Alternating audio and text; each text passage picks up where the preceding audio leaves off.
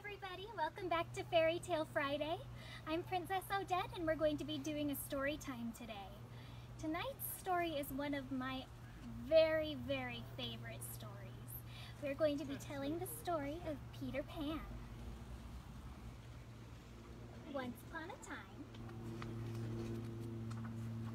Mr. and Mrs. Darling lived on a quiet street in London with their children Wendy, Michael, and John, and their dog Nana.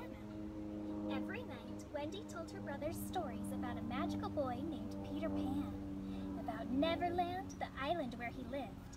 But Mr. Darling did not like her stories. He thought his daughter was too old to believe in Neverland. Finally, one night he said, "Young lady, this is your last night in the nursery."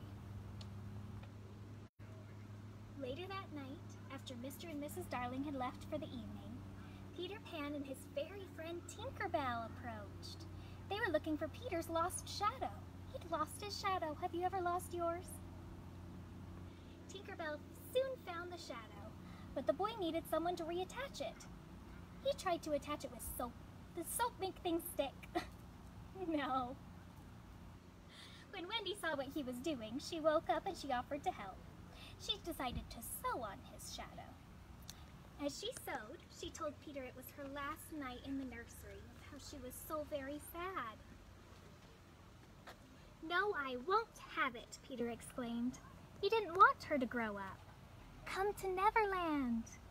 Wendy agreed as long as Michael and John could go too. And so, with the help of some faith and trust and a little bit of pixie dust from Tinkerbell, Peter Pan taught them all to fly. If you could fly anywhere, where would you go? Back in Neverland, Captain Hook, he's not very nice. Captain Hook was looking for Peter Pan. Just then a pirate yelled, "Peter Pan ahoy!" Captain Hook spied Peter and the Darling children sitting on a cloud overhead. "We'll get him this time!" Captain Hook cried. "Man the long cannon!" In the sky, the children were admiring the view of Neverland. Suddenly, a cannonball shot through the cloud. "Quick, Tink! Take Wendy and the boys to the island. I'll stay here and draw Hook's fire," Peter said. Tinkerbell and the children quickly flew to Peter's hideout. Not long after, Peter joined them. He offered to take Wendy to Mermaid Lagoon while John and Michael explored the jungle with Peter's lost boys. Have you ever seen a real mermaid? Or been to the jungle? Peter and Wendy just reached the lagoon when they caught sight of Captain Hook and his first mate, Mr. Smee. The pirates had taken Tiger Lily, the Indian chief's daughter, prisoner. That wasn't very nice. Peter followed Captain Hook to Skull Island. "Now, my dear princess, you tell me the hiding place of Peter Pan, and I shall set you free," Captain Hook said. Tiger Lily refused, so Smee set her on a rock in the water and waited for the tide to rise. Just then, Peter jumped out from behind another rock and began to fight Captain Hook. When they reached a cliff, Peter jumped, and Captain Hook tumbled down into the water. Peter quickly rescued Tiger Lily. While Peter brought Tiger Lily home, Mr. Smee caught Tinkerbell. "Begging your pardon, Miss Bell, but Captain Hook would like a talk with you," he said. Captain Hook told Tinkerbell that he was going to sail away from Neverland. He offered to kidnap Wendy, because she was very jealous of Wendy, and take her with them if Tinkerbell would tell him the location of Peter's hideout. Tinkerbell liked Captain Hook's plan, for Peter seemed to have forgotten about her since Wendy had arrived, and happily marked the spot on the map. Inside Peter's hideout, Wendy told the boy that she thought it was time to go home. He was angry that she wanted to leave.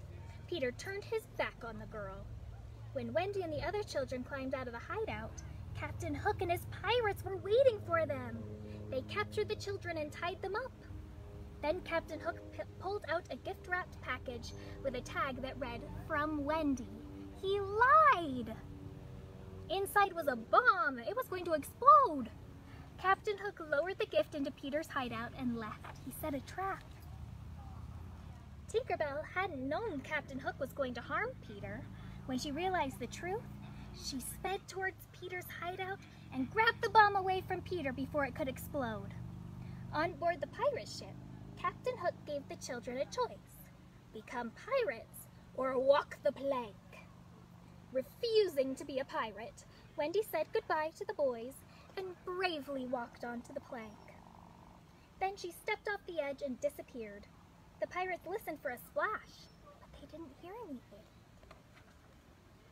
Peter had arrived and caught Wendy right out of the air. "This time you have gone too far," Peter yelled. He placed Wendy on the deck, and then he and Hook began to duel.